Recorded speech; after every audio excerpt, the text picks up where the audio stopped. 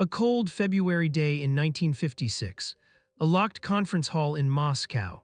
Behind closed doors, the chairman of the Council of Ministers of the USSR, Nikita Khrushchev, began to read words capable of shattering an empire. The crimes of Joseph Stalin were brought up for discussion for the very first time.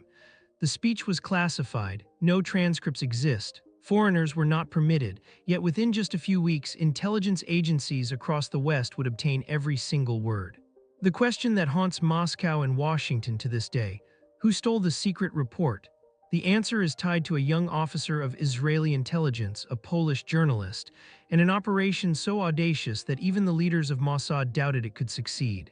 On the night of February 24, 1956, the Grand Kremlin Palace fell silent. Outside, Moscow shivered under a late winter chill. The streets were empty save for the occasional patrol. Inside, 1,500 delegates of the 20th Congress of the Communist Party gathered in an atmosphere thick with anticipation and dread. They had been summoned for a special closed session, told only that Premier Nikita Khrushchev would address matters of immense importance for the party's future. What followed was unprecedented in Soviet history. For 4 hours, Khrushchev stood at the podium and methodically dismantled the cult of Joseph Stalin, who had died nearly 3 years prior. The delegates sat stunned as their leader detailed execution lists signed casually over lunch, the fabrication of charges against loyal communists, and the personal paranoia that had doomed thousands of innocent lives. Khrushchev spoke of torture chambers operating under Stalin's direct supervision and of false confessions extracted by methods that would make even hardened revolutionaries weep. The report did not exist in printed copies. Khrushchev read from personally prepared notes, unwilling to trust the full text in advance even to his closest allies. Guards sealed all entrances. No stenographers recorded the session. The premier's intention was clear. This revelation was for party members only. It was a controlled liquidation of Stalin's legacy meant to stay within the family. The crimes would be acknowledged, but the outside world would never learn the details. And yet, as Khrushchev spoke, the repercussions rippled outward. Among the delegates sat representatives of communist parties from across Eastern Europe and other nations. They listened with expressions ranging from shock and triumph to absolute horror. Some had spent years defending Stalin against Western accusations of brutality. Others had secretly suspected the truth, but never dared voice their doubts. Now their leader was confirming every dark rumor, every story of nighttime arrests and show trials. The speech ended closer to dawn. The delegates dispersed in silence. They were forbidden from discussing what they had heard with anyone outside the hall. Moscow's security services were immediately put on high alert with the task of guaranteeing that not a word of Khrushchev's revelations would reach foreign ears. The KGB placed agents at key communication points throughout the city. Telephone lines underwent additional monitoring. Foreign journalists found their movements restricted without explanation. But secrets of such magnitude possess their own gravitational pull. Within days, fragments began to seep through unofficial channels. Communist functionaries in Poland whispered to trusted colleagues. Yugoslav diplomats present as observers sent carefully worded ciphers to Belgrade. In Israel, a young Mossad officer named Yakov Berman began receiving cryptic messages that something extraordinary had happened in Moscow. Though his sources could provide only the vaguest outline, timing was of the essence. The mid-1950s marked a period of change in global intelligence operations. The CIA, still recovering from early Cold War failures, had elevated the priority of obtaining Soviet secrets to the highest level. The British Secret Intelligence Service had extensive networks throughout Eastern Europe, and Mossad, though focused primarily on threats to Israel, had cultivated ties with Jewish communities behind the Iron Curtain that sometimes yielded valuable intelligence. Stalin's death in March 1953 had triggered a power struggle in the Kremlin, forcing Western intelligence agencies to desperately try to understand the new Soviet leadership. Khrushchev had emerged victorious, but his political intentions remained opaque. Would he continue Stalin's aggressive course toward the West or seek rapprochement? The secret report, if Western intelligence could obtain it, would provide unprecedented insight into the new premier's mindset and the internal dynamics of Soviet power. The speech also mattered because it represented a crack in the supposedly monolithic facade of international communism. For years, Soviet propaganda had presented the communist world as united and resolute. The exposure that the USSR's own leader was condemning the crimes of his predecessor pointed to internal doubts that Western agencies could potentially exploit. Intelligence officers in Washington, London, and Tel Aviv realized that obtaining the full text would provide ammunition for psychological warfare campaigns designed to deepen the split within the communist bloc. Yet the obstacles to getting the report seemed insurmountable. The document did not exist in written form anywhere except under Khrushchev's personal control. Soviet security services guarded against such a leak with ruthless efficiency. Any attempt to steal the speech would require penetration through multiple layers of protection in a country where foreign intelligence operations were under constant surveillance, and the punishment for espionage was death. The task fell to intelligence services to devise methods where none seemed to exist. The CIA activated its Moscow station, tasking officers with identifying potential sources among Soviet officials who might have access. British intelligence engaged its networks across Eastern Europe, hoping a party member in Warsaw or Budapest would provide information. And in Tel Aviv, Mossad leadership authorized Yakov Berman to follow up on any leads coming from Jewish communities in Poland and Czechoslovakia. What none of them yet knew was that the key to obtaining the secret report lay not in sophisticated spycraft or high-level penetration, but in the courage of a Polish journalist who attended the 20th Congress and made a decision that altered the course of Cold War intelligence. Warsaw in 1956 existed in a strange twilight between Soviet control and cautious reform. Stalin's death had slightly loosened Moscow's grip, and Poland's communist government, led by the relatively moderate Bolesław Bierut until his death in March, had begun to allow limited cultural expression. Jewish life, though constrained, was not entirely extinguished as it was in the USSR. Small communities maintained quiet traditions, and a handful of Jewish intellectuals held positions in journalism, academia, and the arts. Among them was Wiktor Grajewski, a correspondent for the Polish communist newspaper Tribuna Ludu. Grajewski's position gave him access to party congresses and official events across the Eastern Bloc. He attended the 20th Congress in Moscow not as a delegate, but as an accredited journalist, one of the few non-Soviet reporters allowed into the Kremlin on those fateful February days. Grajewski heard Khrushchev's speech. The experience shook him to his core. A Jewish communist who had survived the war and chosen to remain in Poland despite everything, he had retained faith in the revolution even while seeing its flaws.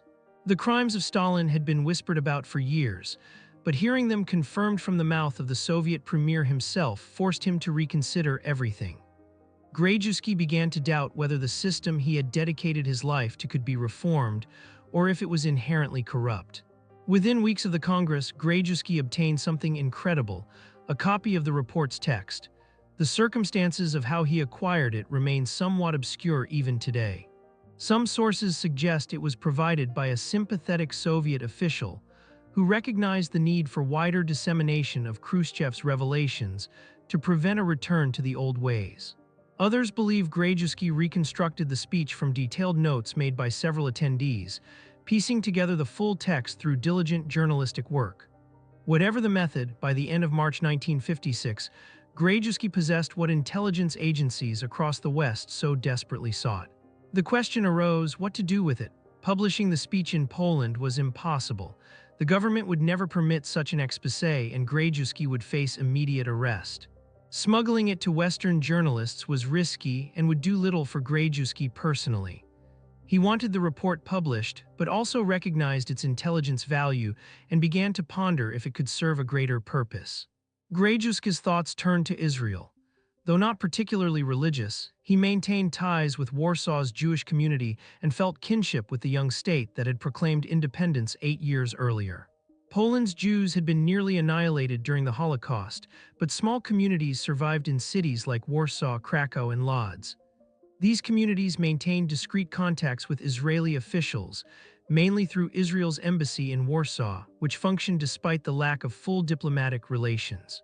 The Israeli embassy in Warsaw served as a crucial link between Israel and the locked-down Jewish communities of Eastern Europe. Its diplomats quietly worked to facilitate the immigration of Jews wishing to leave Poland, a process that required navigating both Polish bureaucracy and Soviet oversight. The embassy also served as a listening post for Israeli intelligence, gathering information on Soviet military movements, political developments, and potential threats to Israel from communist-aligned Arab states. Yakov Berman oversaw Mossad operations in Poland from an office on the embassy grounds. Born in pre-war Poland and emigrating to Palestine in the 1930s, Berman spoke Polish fluently and understood the culture perfectly. His mission was less about dramatic spying and more about building relationships, identifying Jews who could provide information, and maintaining channels through which persecuted communities could reach out to Israel. Through mutual acquaintances in Warsaw's Jewish community, Wiktor Grajewski arranged a meeting with Yakov Berman in April 1956. The meeting took place not at the embassy, which was under constant surveillance, but at a private apartment in Warsaw's Praga district across the Vistula River from the city center. Berman arrived with due caution, unsure what this journalist wanted but intrigued by the urgency conveyed through intermediaries. Grajewski came straight to the point. He had obtained Khrushchev's secret report. He was prepared to provide it to Israel but wanted guarantees. First, that Israel would ensure the report's public disclosure exposing Stalin's crimes to the world. Second, that his identity as the source would be absolutely protected. And third, that if the situation in Poland deteriorated, Israel would help him and his family emigrate. Berman listened with growing excitement tempered by caution. If true, this was the intelligence coup of the decade. But the offer seemed too good, immediately raising suspicions of a KGB provocation. Soviet intelligence had already penetrated Western services by offering irresistible information, then using the inevitable attempts to obtain it as grounds for arrest and propaganda. Berman needed to verify that Grajewski truly possessed the report and that this was not an elaborate trap.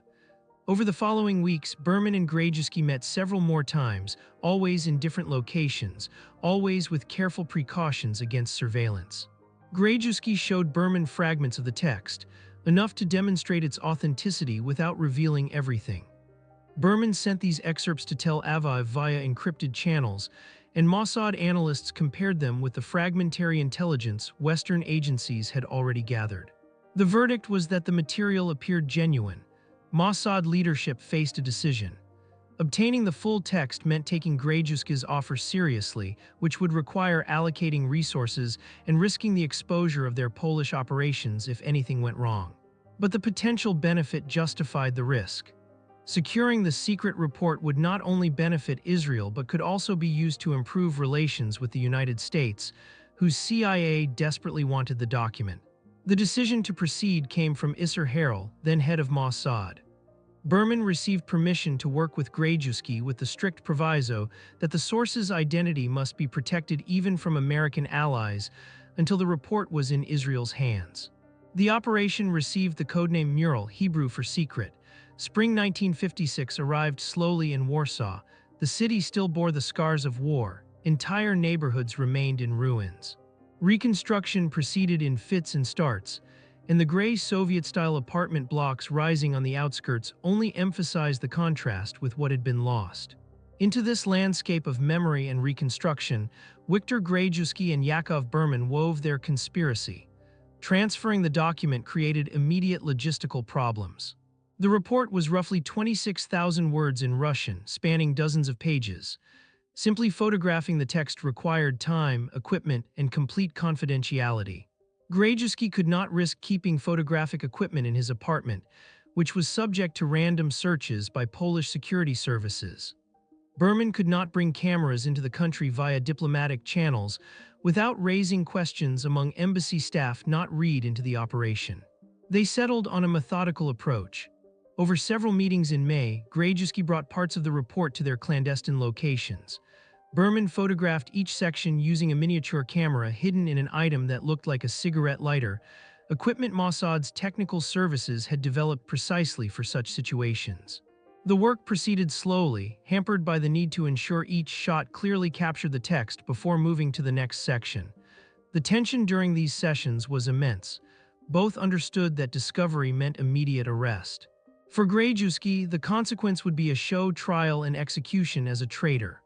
For Berman, at best expulsion, at worst imprisonment and interrogation, plus the catastrophe of exposed intelligence networks across Poland.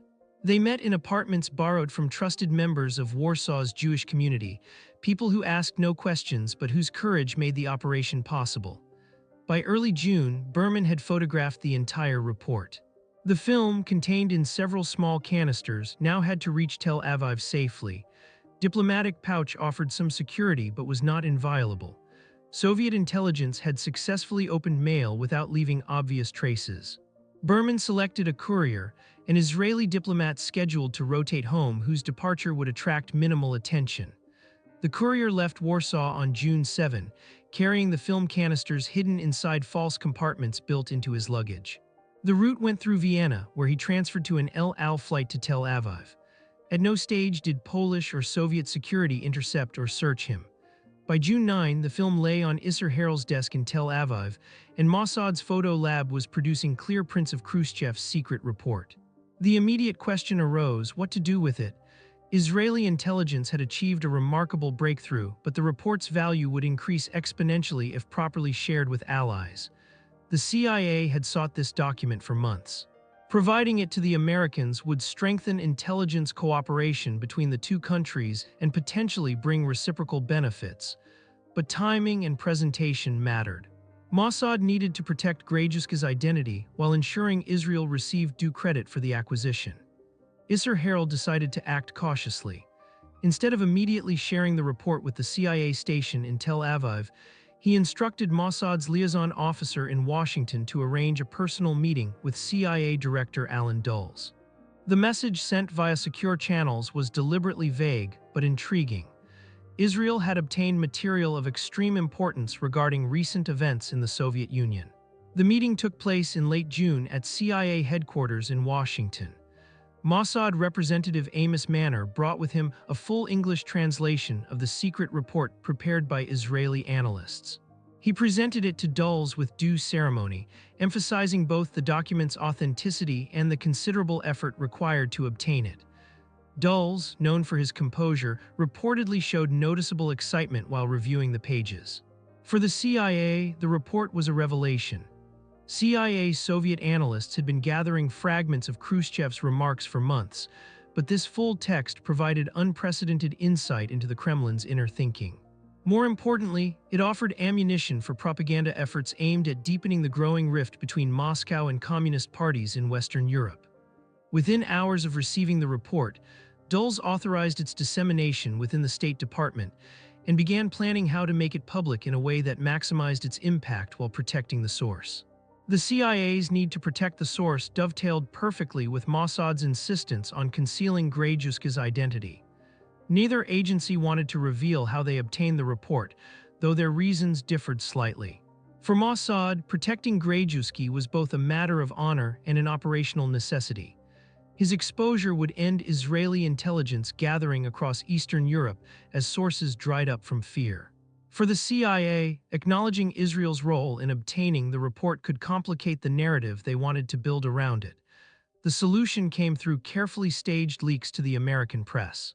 The article attributed the leak to reliable sources in Eastern Europe without further specification. The State Department, when pressed, refused to confirm or deny the document's authenticity, a non-denial that effectively confirmed it. The publication caused a sensation. Communist parties worldwide reacted frantically. Some denounced the report as a Western forgery, others acknowledged its authenticity while trying to minimize its significance. In Moscow, Soviet officials expressed outrage but notably did not challenge the document's accuracy. Khrushchev's carefully controlled revelation for party members had become a global scandal, and the Kremlin could do nothing to contain it. For Wiktor Grajewski in Warsaw, publication brought both relief and new danger. The speech was out, fulfilling his primary goal, but now Polish and Soviet security services conducted intense investigations to identify the source of the leak. Journalists who attended the 20th Congress were interrogated, phones were tapped, mail opened, and surveillance increased on anyone with Western contacts. Grajewski kept his composure. He continued working at Tribuna Ludu, writing articles on cultural topics, and showed no signs of anxiety. Yakov Berman monitored the situation closely, ready to conduct an emergency evacuation if Grajewski came under direct suspicion. But the investigation never focused on the journalist. Soviet security services, operating on the assumption the leak must have come from a high-ranking party official, concentrated their attention on Congress delegates, not on journalists who were mere observers. The global impact of publishing the secret report extended far beyond its immediate intelligence value. Throughout the summer and fall of 1956, communist parties worldwide split over how to respond to Khrushchev's revelations. In Western Europe, where communist parties retained significant electoral support by denying or downplaying Soviet repression, the report dealt a crushing blow. Thousands of members resigned in protest, and parties in France, Italy, and Spain splintered into warring factions. In Eastern Europe, the consequences proved even more dramatic. Poland erupted in strikes and demonstrations in June as workers, emboldened by Khrushchev's admission of past crimes, demanded reforms. The Hungarian Revolution broke out in October, partly fueled by anger over years of Stalinist repression that Khrushchev's speech had confirmed. Soviet tanks brutally crushed the Hungarian uprising, but the facade of communist unity lay in ruins. For American intelligence, the report became a cornerstone of psychological warfare operations for years to come. CIA-funded radio broadcasts beamed into Eastern Europe extensively quoted Khrushchev's own words, using the Soviet premier's admission to undermine communist ideology. Intelligence agencies translated and distributed the speech throughout the developing world, where Soviet influence was growing. The operation did not win the Cold War, but it contributed to the erosion of Soviet moral authority that accumulated over decades. Israel's role in obtaining the report remained classified for years. Officially, the CIA took credit for its acquisition, a fiction Mossad agreed to without protest. Throughout the late 1950s and 1960s, the CIA shared satellite imagery, intelligence, and analysis of Arab military capabilities, proving invaluable for Israel's security. The secret report operation demonstrated that Mossad could provide intelligence the Americans desperately needed, establishing a model of cooperation that persists today. Wiktor Grajewski remained in Poland until 1959, continuing his journalism career without apparent trouble. The investigation into the report's leak eventually petered out, arresting several innocent people on false charges but never identifying the actual source. In late 1959, as tensions eased slightly, Grajewski applied for permission to immigrate to Israel, citing family reunification.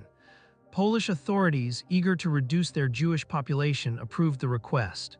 Grajewski arrived in Israel in January 1960 and quietly settled in Tel Aviv. He worked as a journalist for Hebrew-language publications, rarely discussing his past. Mossad kept its promise of protection. His identity as the source of the secret report remained classified. Only decades later, after Grajewski's death in 1978, did partial details of his role begin to emerge through carefully controlled leaks from retired intelligence officers.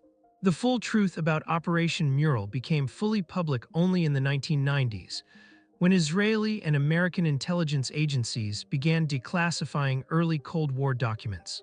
Even then, the complete story surfaced in pieces. Israeli historians granted access to Mossad archives found mention of the operation in Yakov Berman's reports. American researchers discovered CIA memos acknowledging Israel's help in obtaining the report, though details of the source were redacted. Polish archives, opened after communism's fall, revealed the course of the leak investigation but confirmed it never identified Grajewski.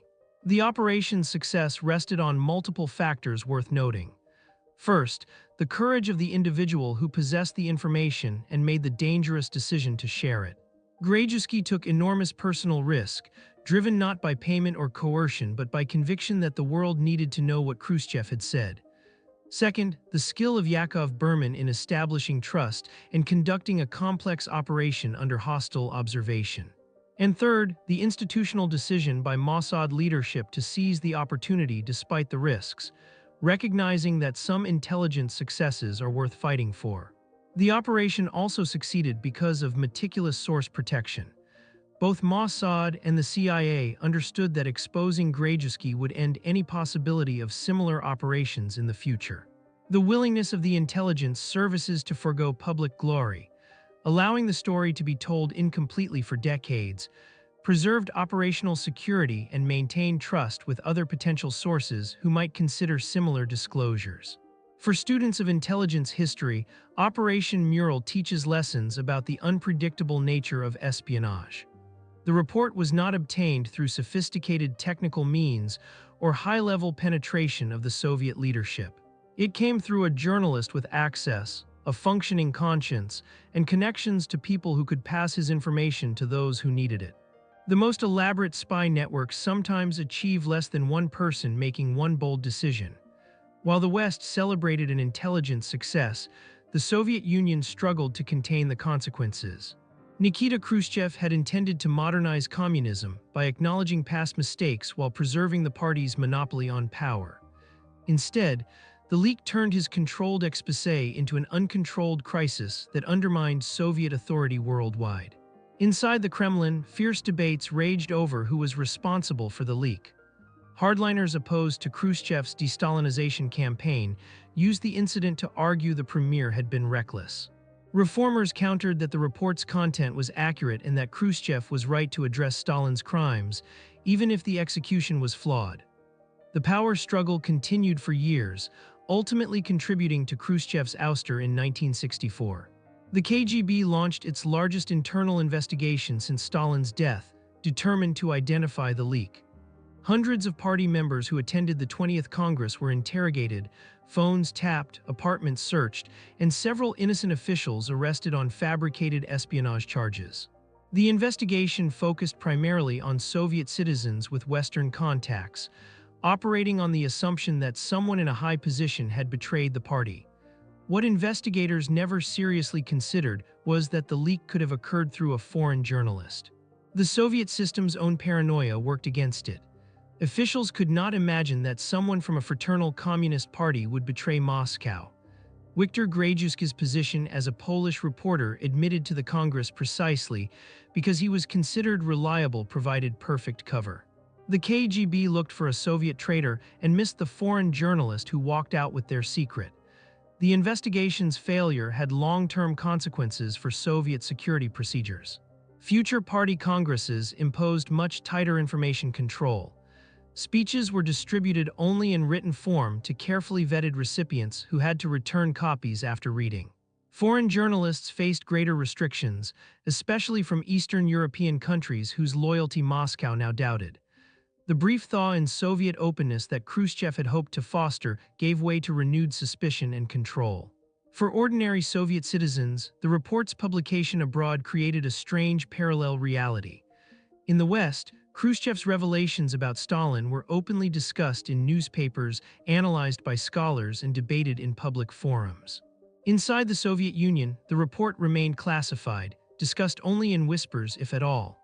Soviet citizens listening to Radio Free Europe or Voice of America broadcasts could hear their own premier's words quoted back to them, admitting to crimes their government still officially denied. This cognitive dissonance contributed to a gradual erosion of faith in the Soviet system that ultimately led to its collapse 3 decades later. Once citizens learned their government was lying about Stalin's crimes and continued to lie by refusing to acknowledge Khrushchev's speech, trust in official statements on any subject diminished. The report became a benchmark for dissidents, proof that critics of the system had been right all along. The secret report operation stands as one of the most significant intelligence successes of the Cold War, not because it changed everything immediately, but because of the cumulative effect it had on communist authority. The report exposed a fundamental hypocrisy at the core of Soviet propaganda. A system that claimed moral superiority over the West had committed atrocities on a scale rivaling Nazi Germany, and its current leaders admitted this privately while denying it publicly. For Mossad, the operation established a template for intelligence cooperation with the United States that shaped both services for decades. Israel realized it could leverage unique access to intelligence sources in regions where American penetration was difficult, trading information for political support and advanced technology. The CIA learned that working with Israeli intelligence offered advantages that justified overlooking occasional frictions over Middle East policy. The relationship had its complications. Mossad's willingness to take risks the American intelligence community considered reckless sometimes caused disagreements. Israeli operations in Arab countries occasionally interfered with CIA activities in the same regions. But the model established by the Secret Report Operation, Israel provides intelligence, America provides support, proved durable across many administrations and crises. For Wiktor Grajewski, recognition came late and incomplete. He lived quietly in Israel for nearly 2 decades. His contribution to history was known only to a handful of intelligence officers. After his death, partial acknowledgement came through carefully worded obituaries, mentioning his significant contribution to Western understanding of Soviet communism without details. Full public recognition awaited the 1990s, when Israeli historians researching Mossad's early operations uncovered his central role. The report itself became a historical document of exceptional importance. Scholars studying the Soviet Union rely on it as primary evidence for understanding Stalin's crimes, and the internal debates within the Soviet leadership on how to confront that legacy. The report marked a turning point when the Soviet system began to acknowledge its own failures, a process of self-criticism that ultimately contributed to the system's collapse. Yet the report's publication also had unforeseen consequences that complicated Western strategies. By so thoroughly exposing Stalin's crimes, Khrushchev actually gave the Soviet system a temporary reprieve for reform. Some Western analysts expected the revelations to trigger immediate uprisings across the Eastern Bloc. Instead, many communists took the report as proof the system could correct its mistakes, that the post-Stalin leadership represented genuine change. That hope sustained communist parties for another generation until ultimate disillusionment set in. If you found this deep dive into one of the Cold War's most pivotal intelligence operations fascinating, please show your support by liking this video.